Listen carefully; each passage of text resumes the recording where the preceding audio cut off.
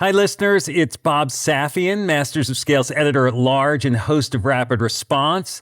Today is Giving Tuesday, which makes it the perfect opportunity to offer insights from one of our favorite nonprofit organizations, Charity Water. Founder Scott Harrison made his first appearance on Masters of Scale in 2018, and since then he's returned to the show several times, even appearing at our inaugural Masters of Scale Summit last October. Scott's original episode with Reid Hoffman remains one of our all-time favorites, and so today we're inviting Scott back to listen to key moments from that episode, reflect on the stories he told, and share new lessons he's learned over the past 5 years.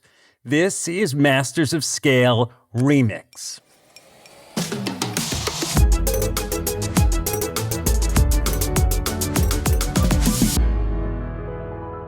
This is Masters of Scale.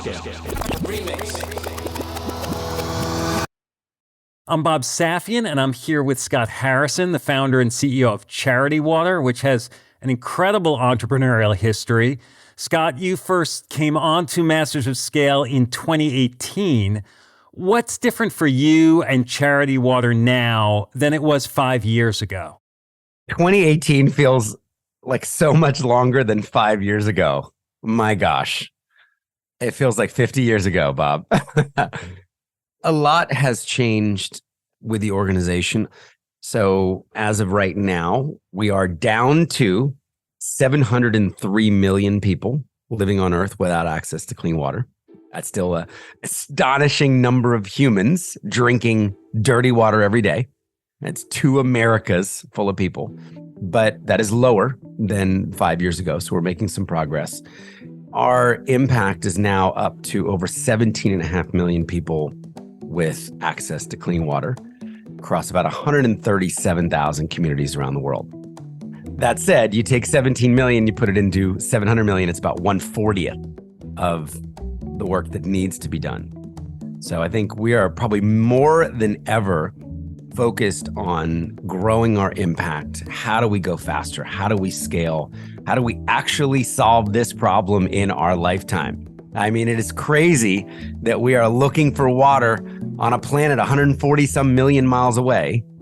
And as we go to space, right, and as we look down, 10% of the people living on Earth are drinking dirty water every day. So we really want that number to be 0, and I'd like to see this happen in my lifetime.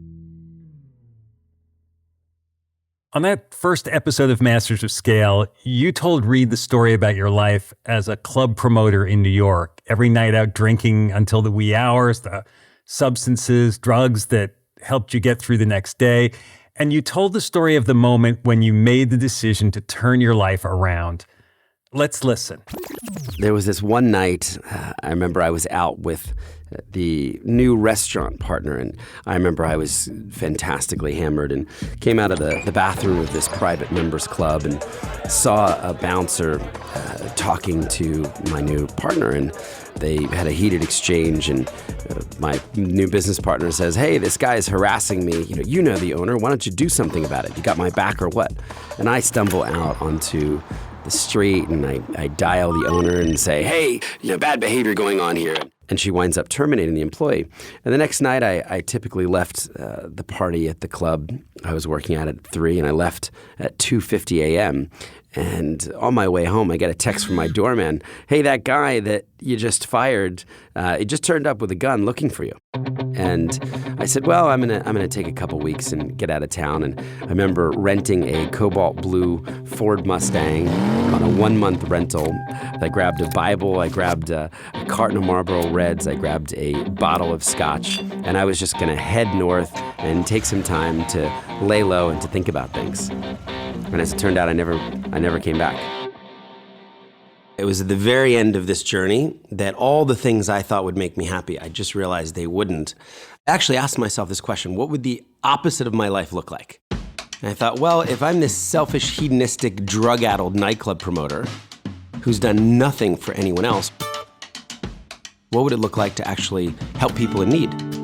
And I thought, okay, what if I quit and did 1 year of humanitarian service to the poor? So you made this decision to give a year of your life to humanitarian service, which set your life on a path that led to Charity Water. It was a 180-degree change in your life to find more happiness and more meaning. But running a business, even a nonprofit, that's plenty hard. It's stressful. Yeah, it's a slog. Did you realize how hard it was going to be, and how do you manage that stress? It is incredibly difficult. And in some ways, the more size and scale of the organization, the more challenges, the more complexity. We've worked now over 137,000 villages across 29 countries. So mass amounts of complexity with inflation and the sourcing of materials.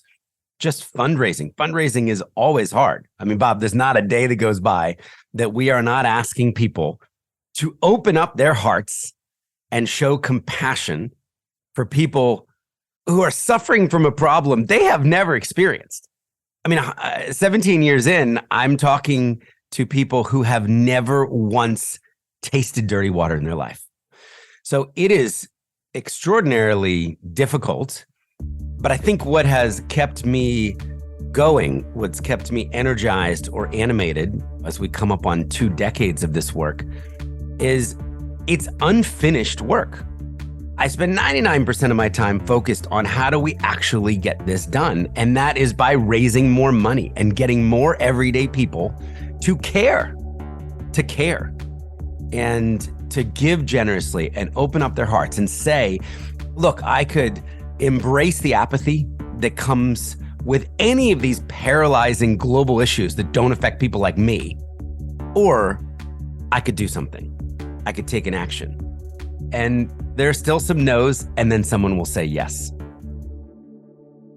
I'd asked somebody a couple years ago, who I think has actually been a guest on this podcast, and I asked for a very large gift, actually an 8-figure gift, which would transform many, many lives.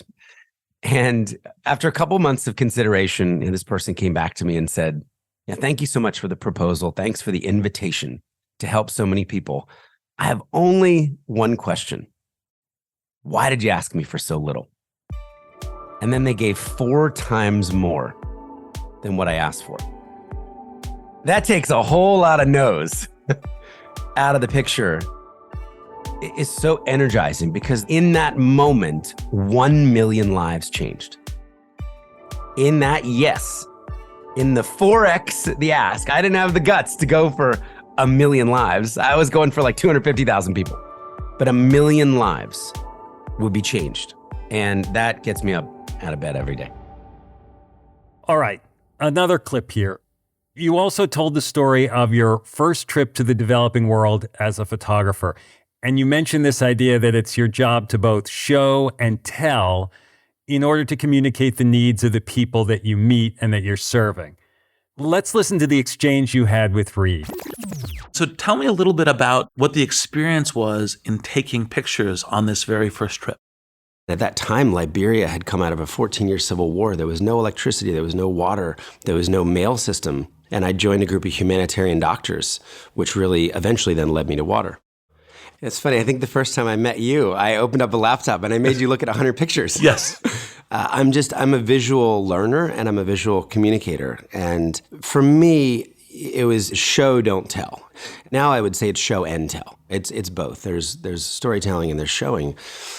I was given the role of photojournalist. So my job was actually to document every patient pre-op and post-op. And I was with a group of maxillofacial surgeons operating on a huge 522-foot hospital ship. It was harrowing work, coming face to face with the raw truth of needless suffering. But seeing how people could be helped was exhilarating for Scott. His storyteller's instinct emerged, and he just had to share his experiences with people back home. What was exciting to me was, first of all, I'd never seen massive facial tumors. I had never seen any of the things that I was experiencing. And I'm taking these pictures, and the cool thing is that I had 15,000 people on my club email list, and open rates were almost 100% back then. The only thing I knew how to do was to share these images and stories with the people that I've been getting drunk for 10 years. You can imagine what this looks like. You go from getting invited to a party at Prada headquarters in New York City. 3 weeks later, you get a picture of a 6-pound pink fleshy tumor in your inbox. My headline was, "Alfred is suffocating to death on his own face. Click here to read more." And people did. Not everyone wanted to see these startling images in their inboxes, but a surprising number of Scott's old friends were compelled to get involved. They had never been exposed to these brutal stories in such an unflinchingly honest way. I remember meeting a 65-year-old woman in the bush with a cleft lip. And for her entire life, food and water had spilled out of her mouth because she never had access to a $200 surgery. The picture of her before and the picture of her after being received back into her village like a celebrity, that says so much more than the ability to even just tell that story. So that first year I took 50,000 photos and I was just blessed. I was assaulting my club email list every few days, every week with a new story, a new before and after set. How do you think about the task of showing and telling now in a social media, Instagram, TikTok world? How has your thinking and your approach evolved, and how is it evolving? I think we believe even more firmly today in the power of showing and creatively showing and finding different ways to immerse them into this issue. I got to give a lecture at a university. It was about 110,000 students. And I got an award after the speech, the commencement from the university, saying the most slides ever used in a speech at this university. And I think I showed 188 pictures in 35 minutes. So that hasn't changed. I think if anything, maybe we're leaning into more visual images, maybe even less to say and more to show as we move into this fragmented attention world. Sounds so cliche to say a picture says 1,000 words, but for me to talk about a child I met in Eastern Kenya who was drinking from a muddy river and would drink from this bottle of brown, viscous water that she dipped into the river. And then she would kind of vomit a little bit. And then she would drink some more. And then she would throw up a little more. And for me to watch this child poisoning herself in real time in front of me, feeling so helpless, that's one thing. To show that photo of this little girl with the bottle in her hand and a t-shirt covered in vomit is a very different way to viscerally engage someone in a real problem for that child. We live in a world where kids are throwing up on themselves because they have dirty water, and we haven't reached them. We haven't decided to help. So I think we've now made over 1,000 videos at Charity Water. We are on all the platforms now, trying to reach people with the mediums that they are consuming every single day and reach them with true stories, but also a brand that is aspirational and hopeful, not a brand based on shame and guilt. Charity Water's commitment to this idea of radical transparency is distinctive, and it all starts with your business model. Tell us about that. Charity Water has this distinct business model. 100% of public donations go directly to the field to provide people clean water. And then in this separately audited bank account, about 130 families pay the overhead. Well, all of our marketing dollars, all of our growth capital has to come from those 130 families. So that constraint, I think, if we had more money on the OpEx side, we would grow faster. We would grow the movement. But we can't take a penny of those people's money who are showing up every month or who are donating to the water projects for growth. So I think as powerful as the 100% model is for so many people, and we continue to hear this 17 years in, time and time again, I am giving to Charity Water because I know all my money is going to reach the people in need. It also continues to be a business model constraint at scale. On your episode with Reid, you told a story about when it almost all fell apart. Let's take a listen. Talk a little bit about how the mechanics of the first came together, which is well, we're driven by getting these new donors. We want this transparency and we want 100% of the money. But in order to do that, we need other sources of money too. So how did you put that business model together? I can't even tell you how hard that was and how I talk other people away from doing that now. We just opened up 2 bank accounts. So there was this idea that the public's money would never be touched, go in the water bank account. We called it the water bank account. Then there would be the operations bank account. Sure, Scott could have decided to make an exception in those early days, a one-off compromise, dip into the water account and keep the operations humming. But that was a slippery slope Scott didn't want to slide down, even if that meant folding the charity. So we get to this point about a year and a half in where we raised a couple $1 million and the game was up. There was a moment when there was $111 in the bank account for overhead. I'm skipping my paycheck, my staff there. I'm like, don't cash your checks. Just wait another week. I'm working on it. I'm going to get another $5,000, $10,000 to put in. I just realized I can't raise money for the overhead fast enough. Scott prepared to close Charity Water. He'd done everything he could think of. He'd even cold emailed the founders of the 3 biggest social networks of the time, Mark Zuckerberg, MySpace founder Tom Anderson, Bebo founder Michael Birch. So Zuck doesn't write me back. Tom doesn't write me back. Michael Birch actually wrote me back and said, I actually like this idea. I'd like to stop by and see your office. Well, we had actually just moved into a really greasy, crappy office at that point. And he comes in, and I remember he's very British. I think he hates me. He doesn't smile for an hour. Very dry. Oh, I don't like charity. I don't trust charity. You know, I'm like, well, yes, I know. I built this thing for people like you. Scott's commitment to transparency had convinced a charity skeptic like Michael to get involved.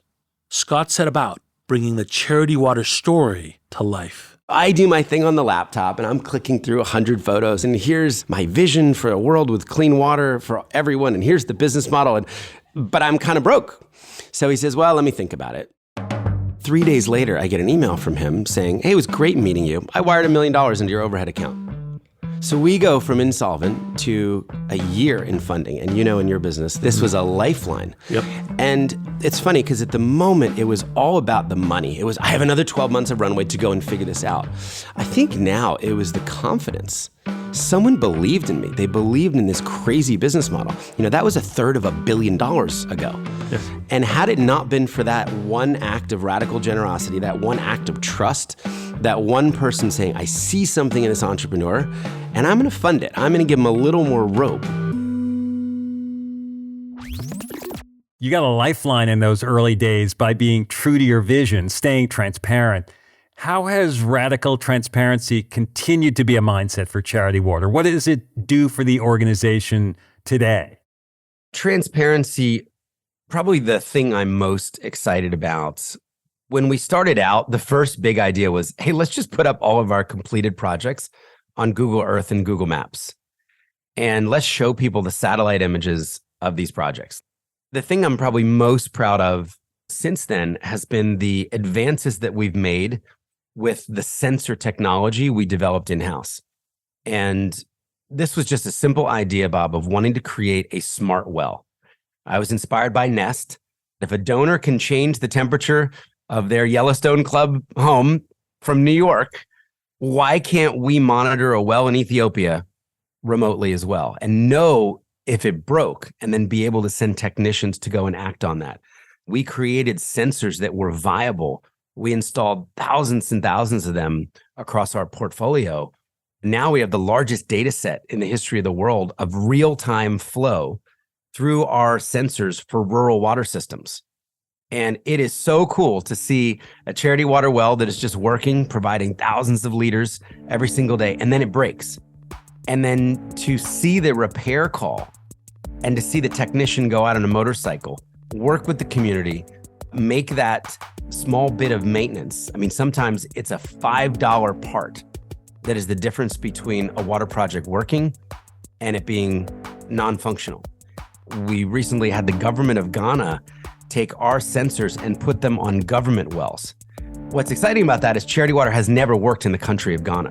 We don't have a single well in Ghana. So the fact that this tech that we have worked on could be exported and useful for a president of Ghana, for the water minister to hold the people accountable there to a sustainable system of water always flowing is very, very exciting. We continue to kind of invest in that level of transparency where we know if a project breaks and we know how long it takes to make that functional again.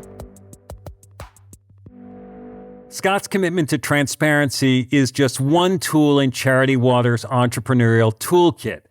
After the break, you'll hear more from his 2018 episode about creativity and fundraising and how nuance can drive engagement, plus more new insights from Scott, including blending analytical ROI with human emotion. We'll be right back. We're back with Scott Harrison, founder and CEO of Charity Water. Scott, on your Masters of Scale episode, you told the story of one of your most successful fundraising initiatives at the time, where people donated their birthdays to provide clean water. Let's listen. I launched Charity Water in a nightclub on my birthday. It was my 31st birthday, and the only idea I had to officially launch was to get a bunch of people in a club, give them open bar, and ask them for $20 on the way in as a donation. And we raised $15,000. Scott had taken the one day of the year when people are encouraged to be selfish, to sit back and be showered with gifts and well wishes, and he had flipped it 180 degrees. It was simple, it was invitational, it was something everyone could do, and it tapped into the fact that people built their strongest relations with other people, not brands or ideas. People started happily giving up their birthdays to support Charity Water. And then this idea just exploded where 16-year-olds start giving up their birthdays. 89-year-olds start giving up their birthdays. I remember this woman, Nona Ween, writes in her mission statement, she says, "I'm turning 89 and I'd like to make that possible for more people." And we realized this is a rich idea. Our birthdays can help people have more birthdays, can help children reach the age of 5 and not die from waterborne disease. Nona was, because of the privilege that she was born into, had lived twice as long as the average in some of these countries where we were working. So you had this beautiful message that was fighting the materialism of the age. More and more stories were being generated, prompting more people to donate their birthdays to the cause and bring their networks into the celebration. We then also had this really nuanced message was, wow, I can give out of the blessing. I have been blessed with healthcare. I've been blessed with clean water. If my birthday can help other people, then I want to turn it into this redemptive, generous movement. This spreads. Then people start fundraising campaigns. They say, well, I can't wait till my birthday, but I have this other idea. Let me go climb a mountain. Let me go walk across America. Let me sail across the Atlantic. We had a guy listen to Nickelback for an entire week with headphones on, raised $30,000. That man deserved every single dollar, and then some. We salute you for your sacrifices. The Birthday Initiative went on to become one of Charity Water's signature methods of fundraising. Donating birthdays works great, and I guess still works well for Charity Water. But what new things can you try? How do you keep the energy going? Do you have to keep coming up with the next idea? You do have to keep coming up with the next idea. Birthdays is a great example. It became very quickly commoditized. I remember when heifer.org, who was known for selling goats and sheep to people in a Christmas catalog, asked me to donate my birthday. I was like, well, that was my idea. And when Charity Water started doing that, there was no GoFundMe. There was no Facebook causes. There were not the crowdfunding platforms that are ubiquitous today. So yes, it's a constant challenge to reinvent, to reimagine, to come up with new campaigns, new ideas, new strategies, new ways to connect with your existing donors who could get bored, if I'm honest, and ways to engage completely new people. One of the things we're working on right now, we're building a 7,000 square foot retail experience where we're going to bring people in who may have never contemplated the global water crisis before. And we're going to use cutting edge technology to lure them in. Holographic technology, augmented reality, virtual reality. The idea, imagine stepping into a room and being able to walk for water in many different countries around the world. And as you walk, carrying 40 or 80 pounds of water, your walk is unlocking donations.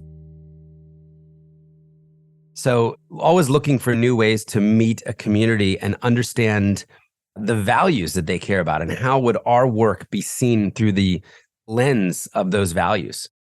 I'm curious, a lot of people are talking about using AI to tell stories. Are you exploring using AI in your storytelling, or do you feel like it's counter to what the messages you're trying to put out are?